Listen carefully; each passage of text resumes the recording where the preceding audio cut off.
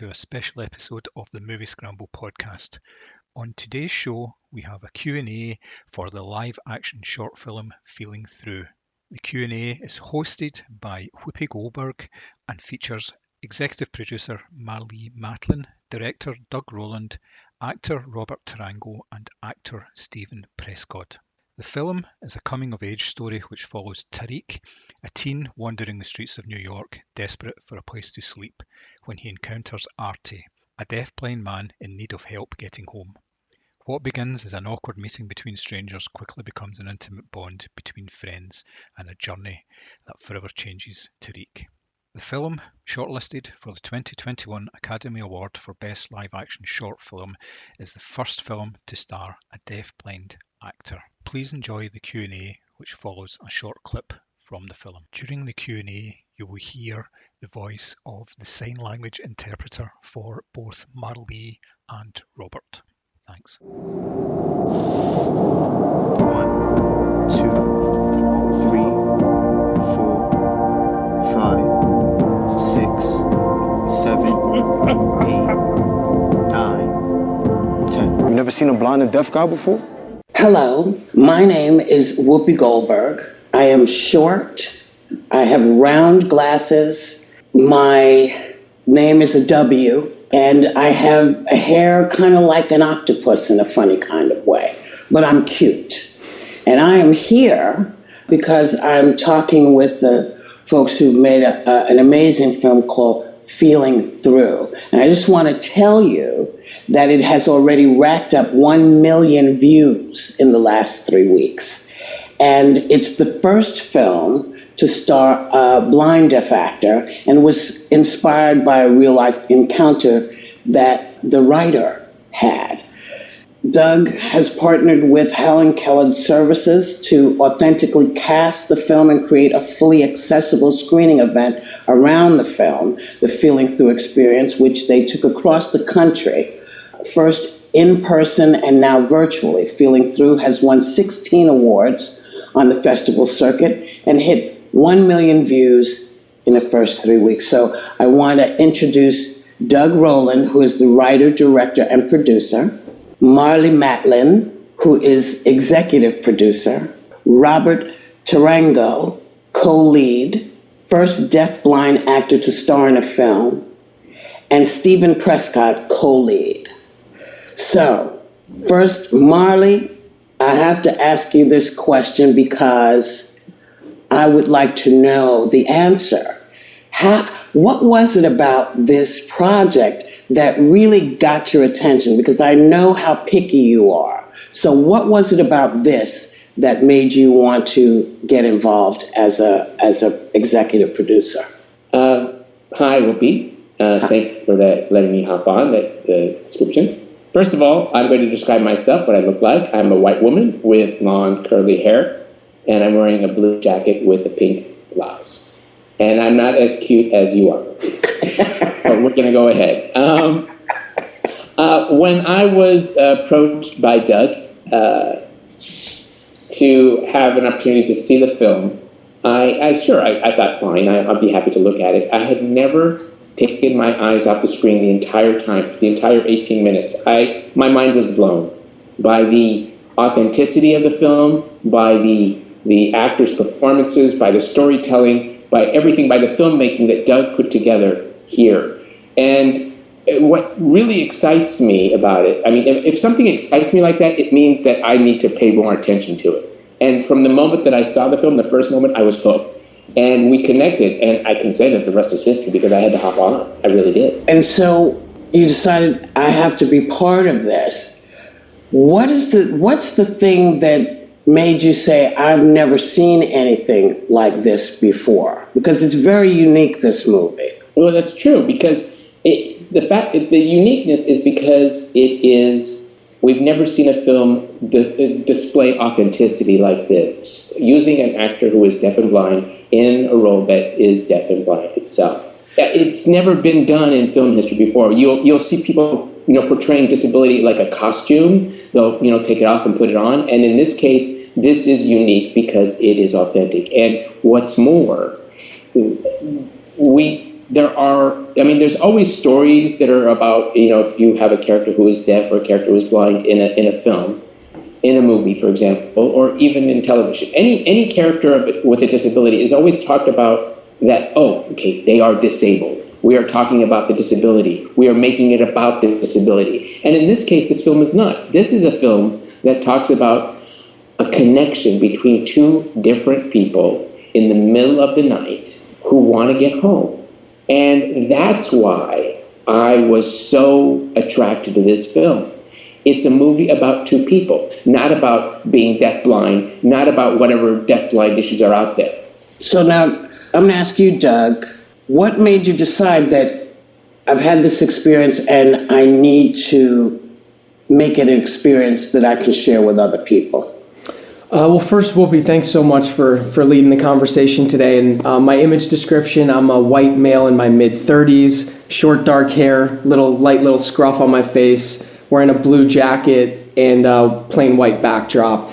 And, every now and then we have those moments in life where every molecule in your being is firing, knowing that in that moment you're going through something that will change you moving forward. And that's really how I felt in my interaction with Artemio 10 years ago, who's the person that this film is inspired by.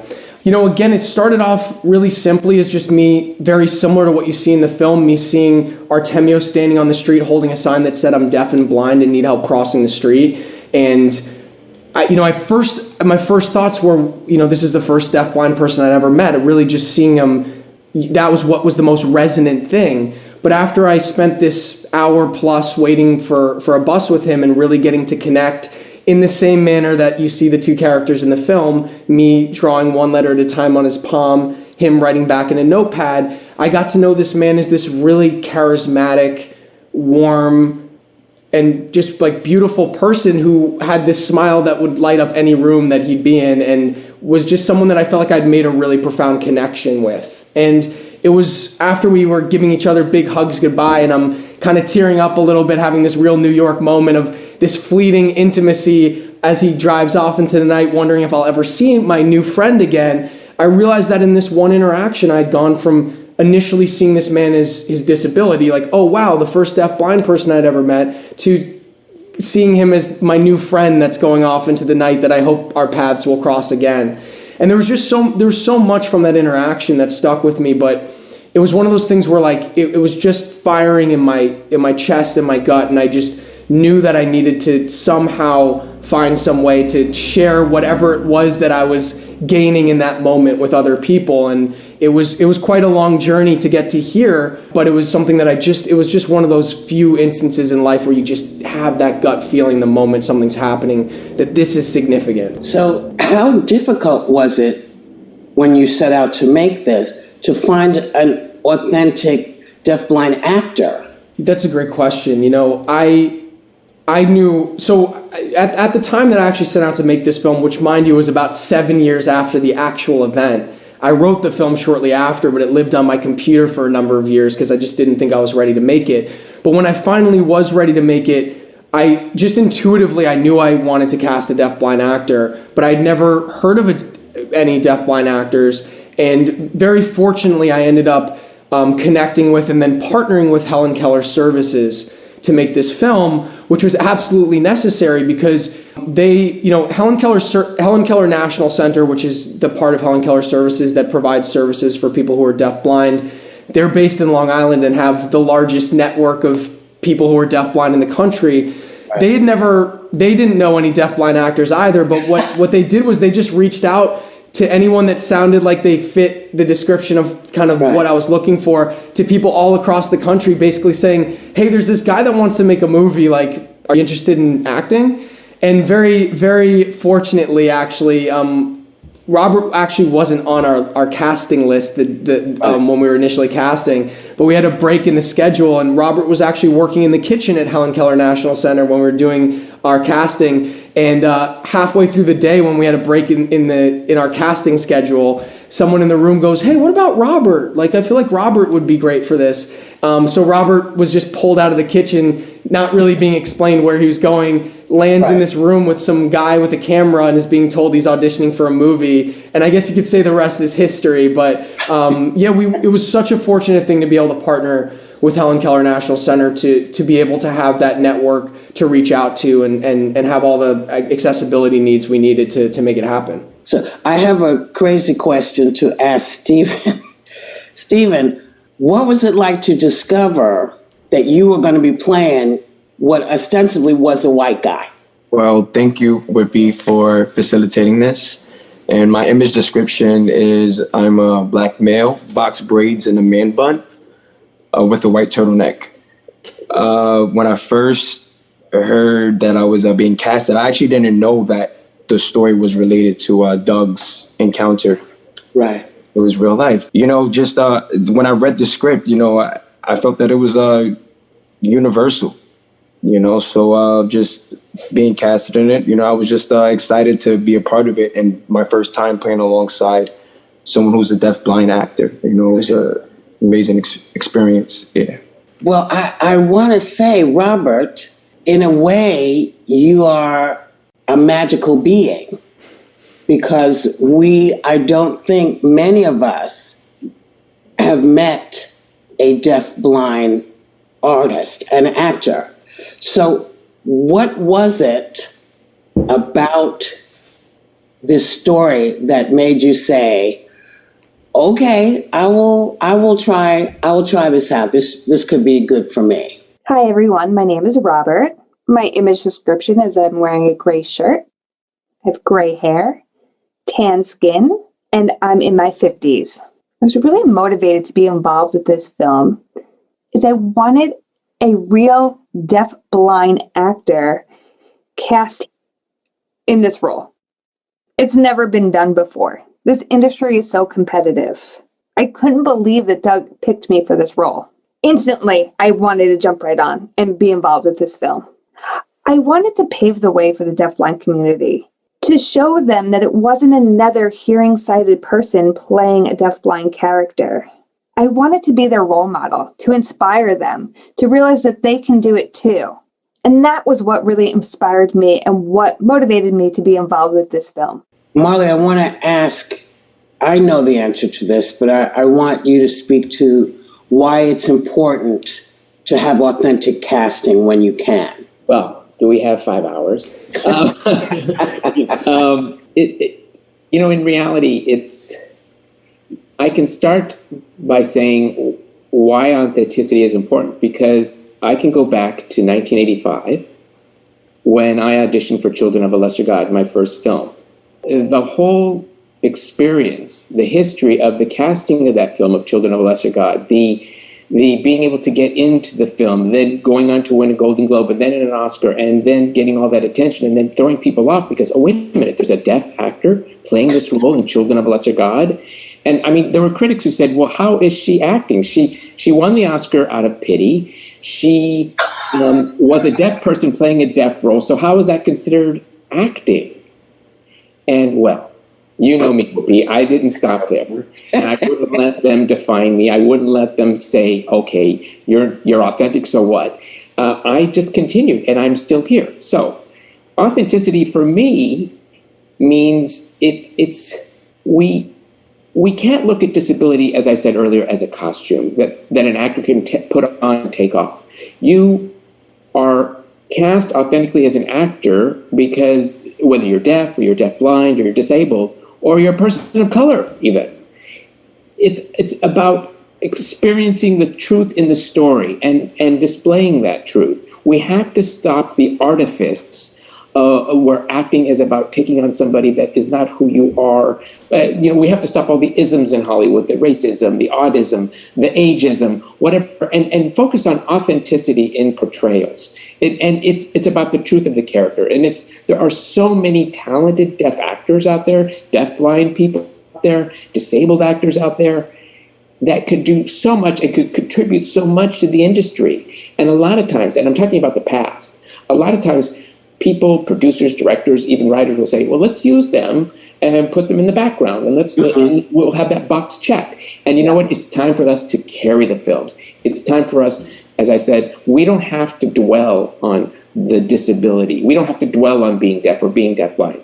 It's time to focus on the story. And it's as simple as that. And I'm still fighting, and I'm still looking to collaborate with deafblind actors, disabled actors, to all work together with the industry to make things happen. The people who have the power in Hollywood to make things happen. And that's why I was so impressed with what Doug did, and that he reached out to Helen Keller Services, because it was all about people who know how to get it done, people who know how to tell the story, people who know how to bring them into the mix. He did his homework, and that's why I was so impressed and happy to hop on board this project and go on this journey with it. And also what it will mean now for deafblind actors and actors with different abilities, because, if it was difficult for Doug to find the actor because, didn't know, couldn't go to this agent or that agent and say, do you have? So now we need to populate this world, our world of actors, with more differently abled actors. I have to ask, Doug, did you have to make the set accessible for Robert in particular, or was there technology involved? How did you make this work? Great question. And right before I answer that, just to pick up on what you were just talking about, to your point, Whoopi, something that's so cool about this experience is that now, having had the opportunity to take this film around the country, fortunately, prior to the pandemic, we got to do these fully accessible screening events with as many as 50 interpreters and support staff at a single screening to provide one-to-one accessibility so that anyone could join in and have these panel discussions and Q&As. And also taking it out online and having 1 million plus people see it. I've gotten so many responses from the deafblind community, not only that they're so thankful for their inclusion and portrayal in this story, but a lot of people who are deafblind who say, I want to be an actor now. I want to do this. And that's what's so cool about it. And, Robert can talk more about this later, but something that I actually found out after the process was that Robert, you always wanted to be an actor. You just didn't think it was possible because you didn't see yourself on the screen. And, I think this is something that, Whoopi, Marlee, you know better than anyone here, that is fortunately getting more attention in Hollywood. But for me, what's been so cool about this process is seeing it through Robert's journey, through the deafblind community that's reached out, very tangibly and specifically why it's important. It's important because there's so many talented, beautiful people out there who don't even have in their consciousness the fact that this is a possibility because they never see it. And all it takes is that one person to do it, to open up this new space to go, I can do that too. I want to do that, and I will do that. And that's what's been so cool. But to answer your question, Whoopi, about accessibility, that was, this has been, this 3-year journey from when I first approached Helen Keller Services to now has been an absolute masterclass in accessibility. And the way we handled it on set was very fortunately, again, got to work very closely with Helen Keller National Center and Robert ahead of time to make sure that we made this set as accessible as possible. That meant creating, and again, Robert can certainly speak for himself on this, but, Robert still relies on some vision that he has left, but at night, where 95% of this movie is shot on location at night in New York City, he's completely blind. So we had to set up various lighting scenarios to be able to facilitate communication and with the interpreters and Robert, and obviously make sure we had an amazing communication team on set at all times to help the communication. So, it was one of those things where, just to note that, I think a lot of times, and, Marlee, I know we've talked a lot about this, and Jack, but people kind of take this on as if, like, oh, accessibility, it's a whole nother thing we have to worry about. It's, like, costly. It's so much trouble. I mean, movies are challenging and cost money. That's just a given. Anything you do in a film is hard. But with the accessibility, it actually created such a beautiful, family vibe on set, and to have this whole new dimension for myself, for almost everyone else on the crew, to have a new experience, breathed a new kind of life into this experience that I think was not only something that made it harder or subtracted from it, but was super additive to it and made it this unique, beautiful experience that it wouldn't have been without that. So it was definitely a learning curve, but like such a beautiful new dimension to have as part of storytelling. Right. I want to ask Stephen, because as an actor, you are now immersed suddenly in a world that I don't know if you know very many deafblind artists or deaf actors. What was it like for you? Did you have to learn some signing? What did you have to do? And were you a little bit freaked out because you were in such a different world? Yes, I was a bit, a tad freaked out just a bit before I stepped in. But when I met Robert, I wasn't all of that went out of the window. Robert, we built such a great connection, and that's always important with me when I meet any artist. And I felt like Robert was really talented. Right. So it was easy for us to have that chemistry on set, and thankful for the staff of Helen Keller. We were able to communicate and find creative ways for us to know when it was time, when the camera was action, and when it was time for us to stop and things like that. So it was very creative and fun at the same time. Excellent. So Robert, I would imagine for a deafblind person, tactile signing is a key element for interaction.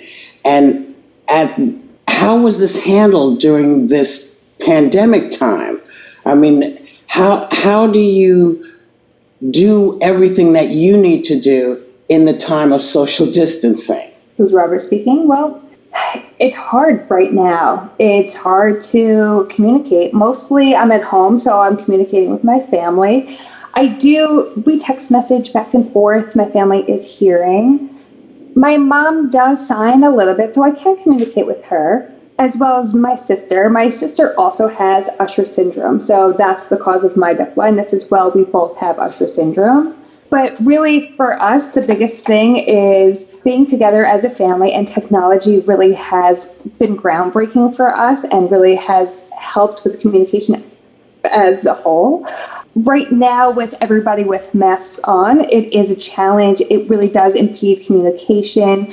You really can't human guide when you actually physically grab somebody's arm because of touch. So now I really am a little bit more reliant on using my mobility cane to navigate. But, really, it's not an easy time right now, and it's causing a lot of communication mishaps. So we just have to figure out other ways to communicate. We text back and forth. I still have some vision, so I use a video phone to communicate, so I can still call and get in touch with other people. And I'd like to follow up, if you don't mind, Whoopi, to both Stephen and Robert said.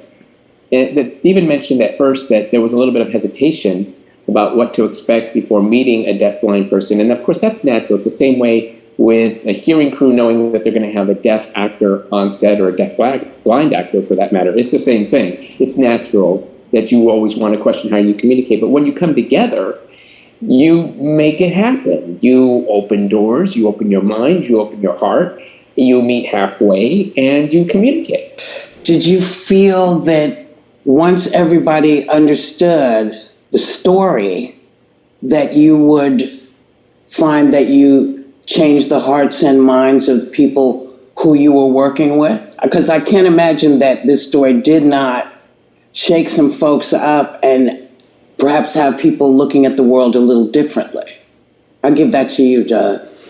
Yeah, I think that's the beautiful thing about storytelling, is that at the end of the day, whether you're on set or you're watching the finished product later, you're all there with that common focus on the story, that ultimately whatever trepidation or fears or questions that people have, the story is something that people really rally around and connects people ultimately. And one kind of anecdote that comes to mind off the top of my head on set was, I think initially, as Marlee was just saying, I think it wasn't just something that Stephen was thinking about. There were a lot of crew members on set where some would even express the fear of working with Robert because it was a very unknown thing for them. And a lot of times when people have no exposure to something, they are fearful. Again, why representation is important, but we'll get, that's a whole other discussion. But there was a moment where it was very cold when we shot this outside at night in a winter in New York. People were cursing my name a lot on set for making those choices, but there was this key scene between Stephen and Robert where on the bench where at the bus stop where we did a wide shot and had this whole scene play out, and it was really challenging. There were a lot of little micro beats to it, and it was tough. And Robert was struggling with it, and we all were kind of struggling with it. We went back inside to like warm up and really go through this scene micro beat by micro beat. And for this like 2-minute scene, we probably spent 45 minutes to an hour going through each second of it and really beat by micro beat. And you saw everyone in the holding room, they were kind of warming up, and you just slowly saw them all turn their focus watching us work together, seeing how committed Robert was to making this happen and how hard he was working as a first-time actor, mind you, which is no easy feat. And we got walked right back outside. First take, Robert nailed it. And I mean, everyone on that crew rallied around him and was cheering and patting him on the back and going like, because they saw how much investment there was to get there. And that was a real turning point on set. From that moment onward, it was such a family feel on set. No one felt awkward or weird. We'd had that like bonding moment.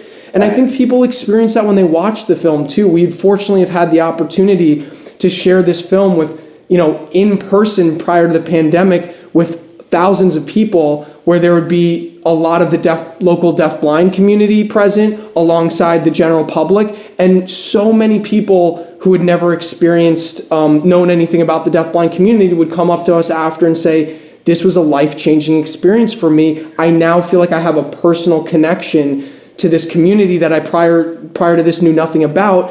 And I also get so many emails of people who've seen this film and then like a day later or a week later see a person who's maybe blind trying to navigate a situation. They know how to approach that person respectfully, ask them if they need help, and help navigate them somewhere if they do say they need help, and say how that it's changed their way of thinking about and interacting with communities that they previously were maybe trepidatious or fearful of because they didn't know anything about. And that's the power of storytelling, is it's like this beautiful singular vessel that we can kind of all put our focus in on and then like come out feeling like much more connected than we did when we went in. Right. I have to ask you, Robert, because you're a first-time actor, and acting it's not easy, but I'm curious as to how surprised were you when you discovered all of the itty-bitty minutia kind of things that go into making a film. Were you very surprised by it? Yes, I was. This is Robert speaking. There's a lot that goes into it. But, in my heart, my gut, I knew this was right for me, that I can do it. And again, this is my first time ever acting. I have never worked in this business before. So I had a great team. We worked together. We talked about it. And I have to say, I will never forget that moment where I sat in the movie theater and I saw myself on screen for the first time. I couldn't believe it, that everything that we did to actually make this, it was amazing. I'm still in awe from that experience. And I couldn't stop smiling the entire time to realize that, wow, I made it. I finally did it. I'm so proud of myself. And knowing that, not knowing or being in this business, to realize that I can do it and how successfully I did it. I can't tell you how good that felt. I will assume that having a great co-actor helps. I have to, again, ask you, Stephen, the two of you are marvelous in this movie. I want to start with that. And I wonder what you were taking away from this experience as you were working with an actor who no one has ever really seen before on screen, an actual actor who is deafblind. Were you aware of it, or did it just fade from your mind and you were just working with another actor?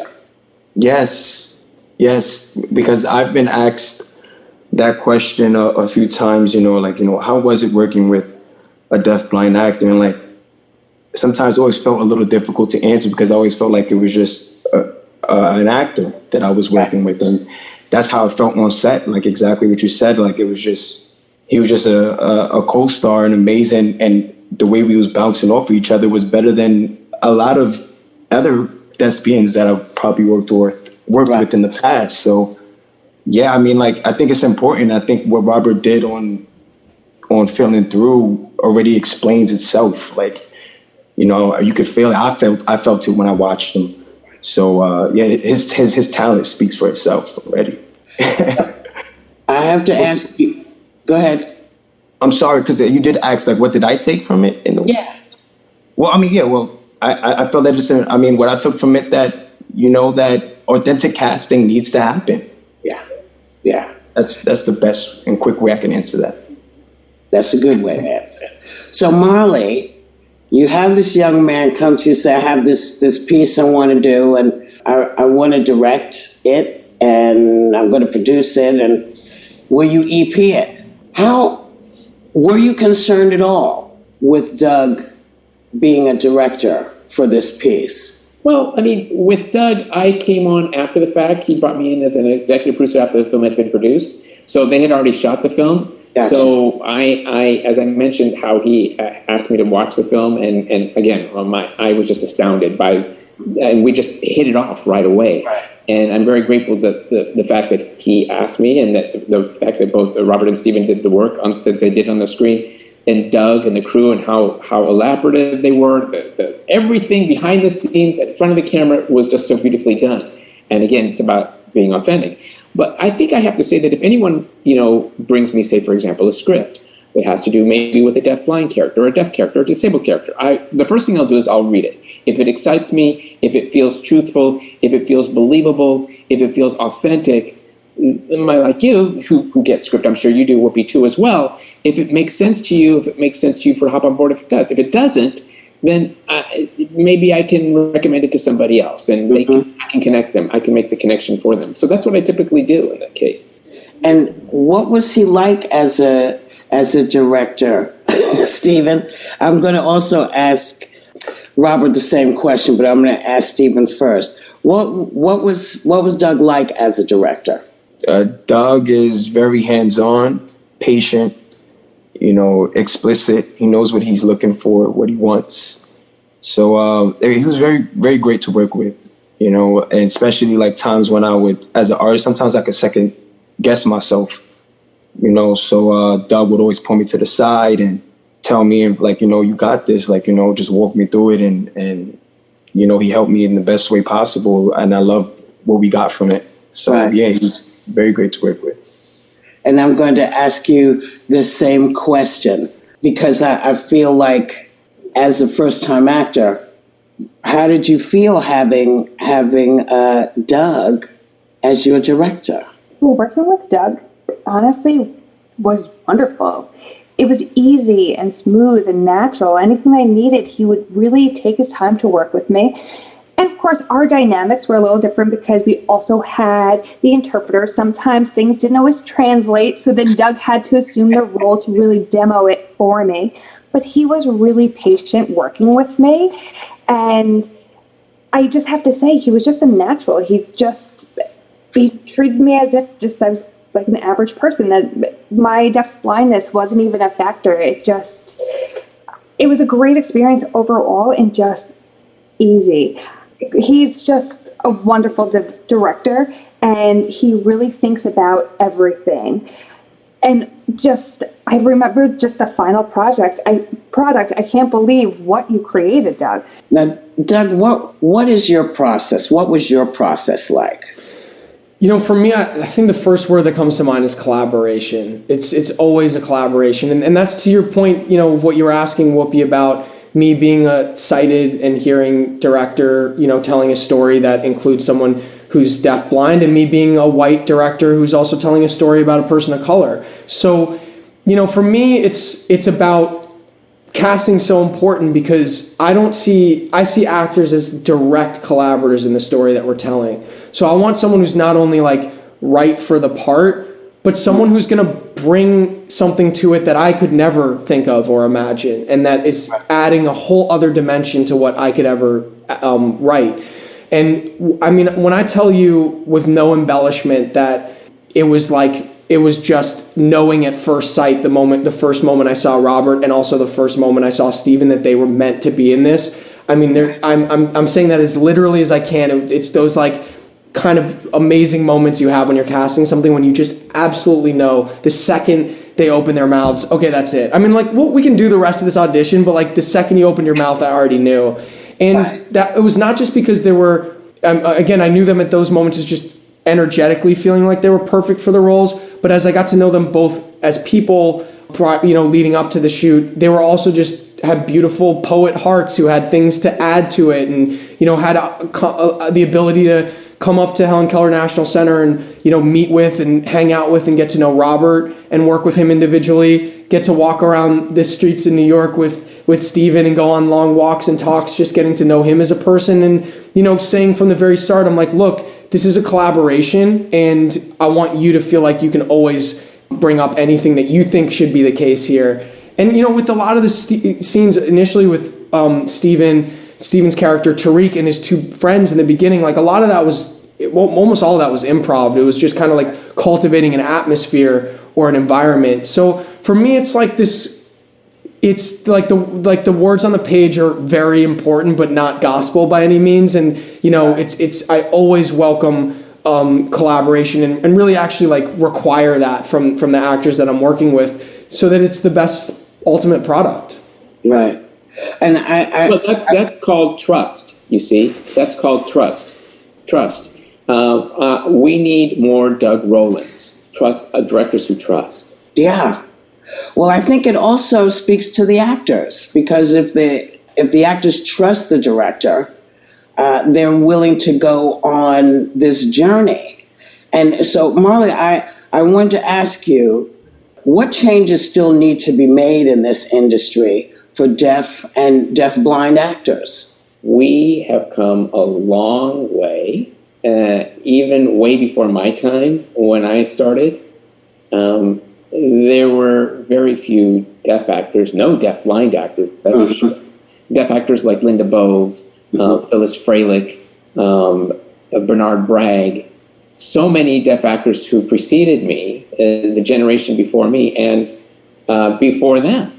But they tended to focus on theater through the National Theater of the Deaf in Connecticut.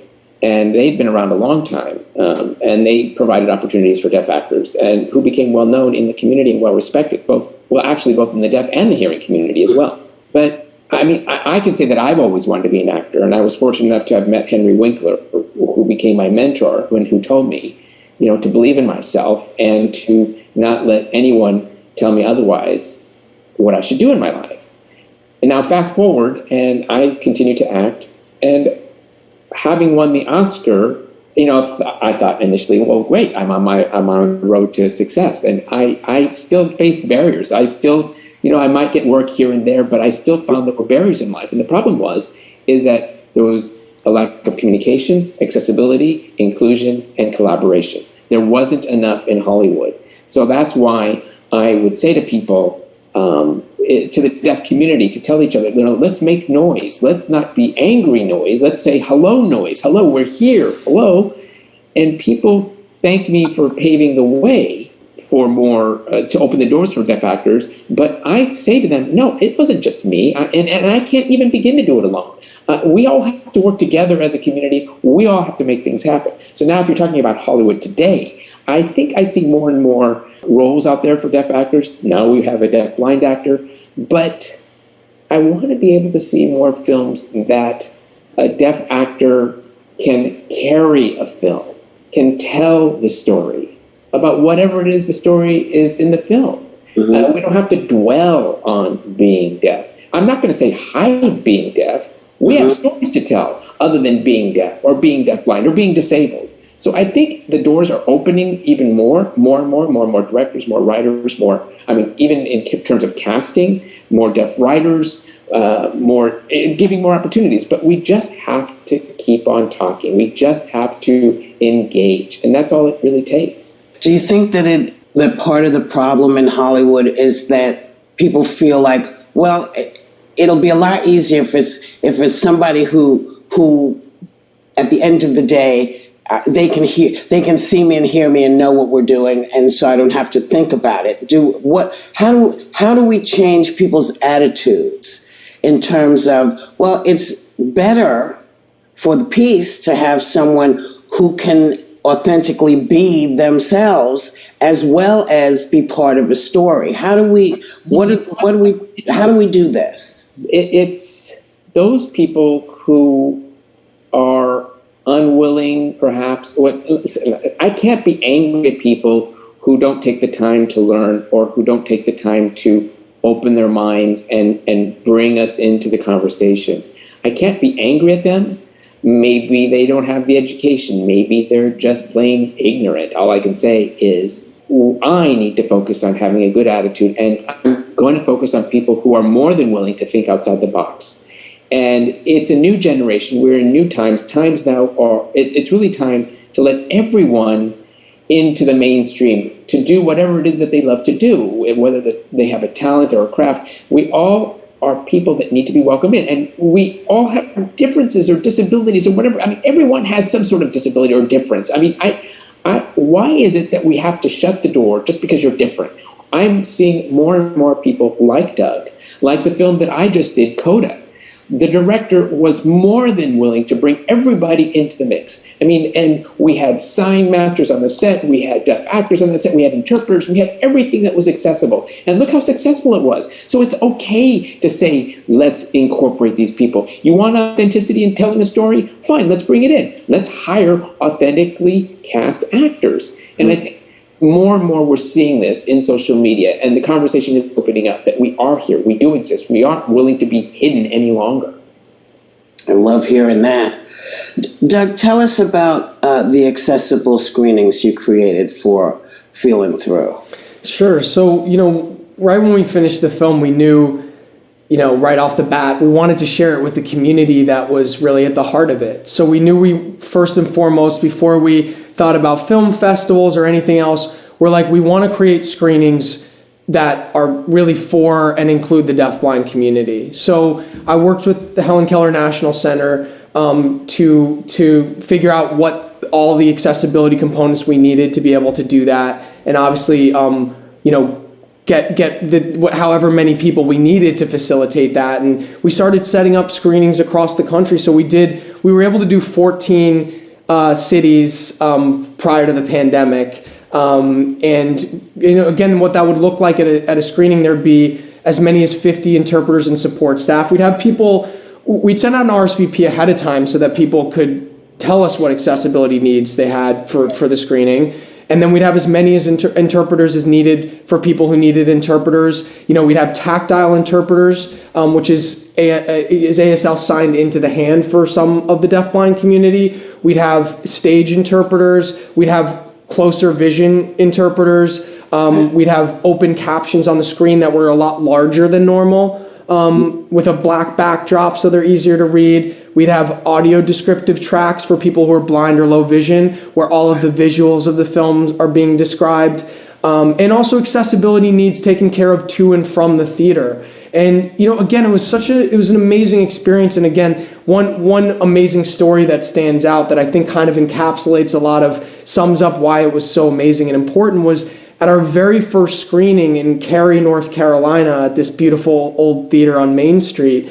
We had 50 interpreters and support staff at that one, a ton of local deaf, blind, and deaf individuals at that screening alongside, sighted and hearing viewers. And we would do the feeling through, we'd call it the feeling through experience when we do these screenings, because we'd not only show feeling through, but we had a supporting documentary following the process of making the film that we'd screen as well, and then do a panel discussion and Q&A. And one of the very first people that stood up at our very first screening was a gentleman who was deaf-blind, who had the entire experience, both films and the panel, tactilely signed in his hand.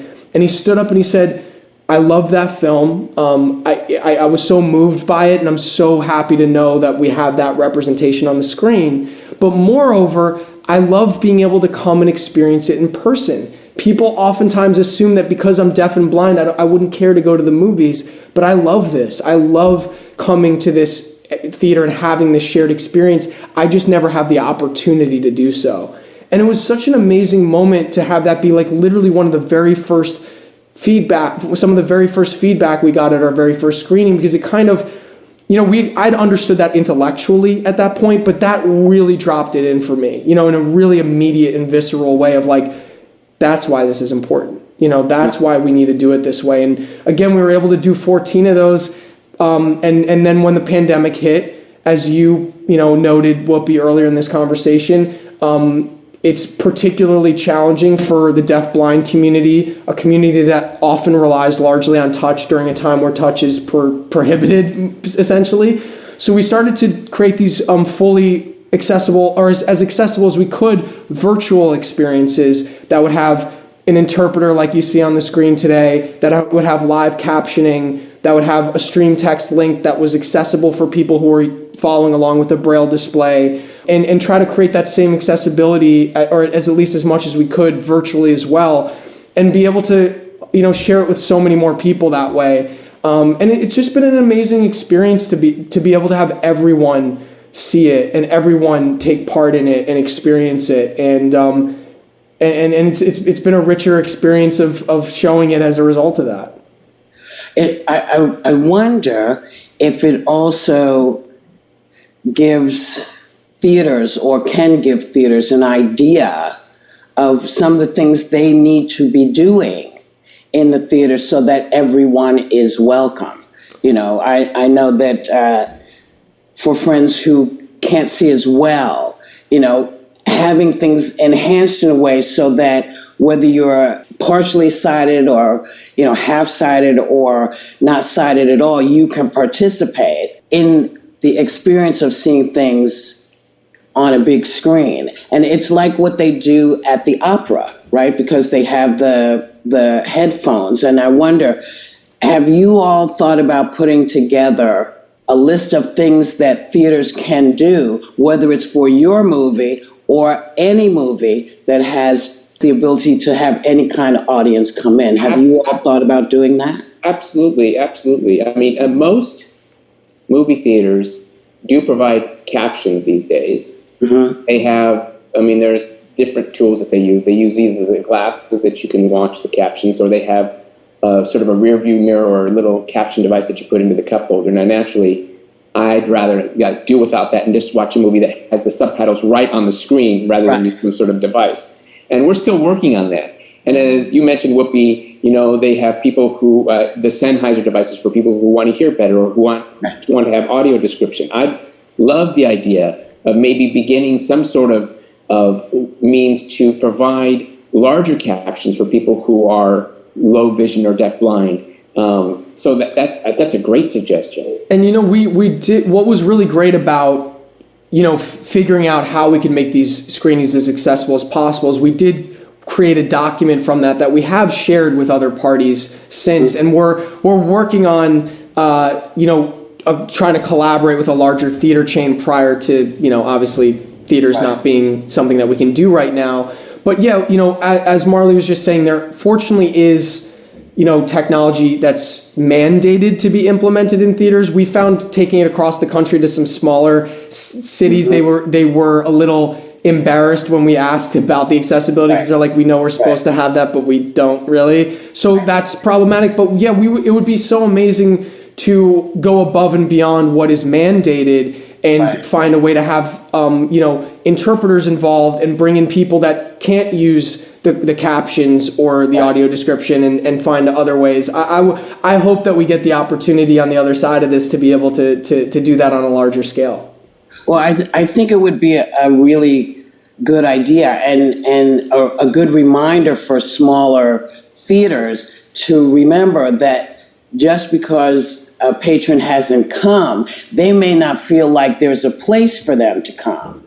So if you offer something that says, I'm working on it, more people will come. But I also think about this for televisions. I know television has a lot of different ways of getting folks to hear and see as best they can, but I have to believe that there are other ways that we haven't thought of yet that are in the mix. And the last question I have for you is what advice do you have for directors working with actors who are deafblind?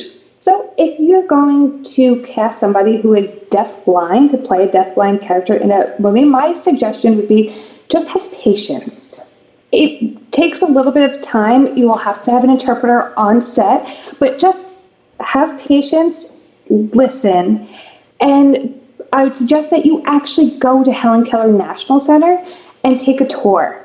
Really see what the deafblind community is all about. Understand the diversity within the community, and see how we do things, and see how we are independent, and how we can do everything just in a little different way. But just my other suggestion would be, don't be afraid of us. We're all the same. We're all equal. We can do it just as much as anybody else. Wow. And to realize that we can succeed, and really the impact it would make to have more deafblind actors in Hollywood is really something that would just be a game changer. And why not? I would suggest that more directors hire and cast more deafblind actors. All right. Well, I have to tell you all again, everyone is really wonderful in it. I feel like this is one of those movies that people need to see, if only to have a moment of taking a deep breath and watching a slice of life, because that's what it is. It's a slice of life. And that's the thing that makes it so sublime, is that it's not a slice of Black life, it's not a slice of deafblind life, it's just a slice of life. And there are no better films in the world than the ones that give us a view into a world not our own. So I just want to say thank you, Marlee. Thanks for allowing me to come and do this. Thank you, Doug. Thank you, Robert. Thank you, Stephen. And I just want to remind people, feeling through, make sure you find it. And that's my rep with you all today. Thank you, Whoopi. We appreciate it. Thank you so much. Thank you. My goodness. Thank you. My pleasure. My absolute pleasure.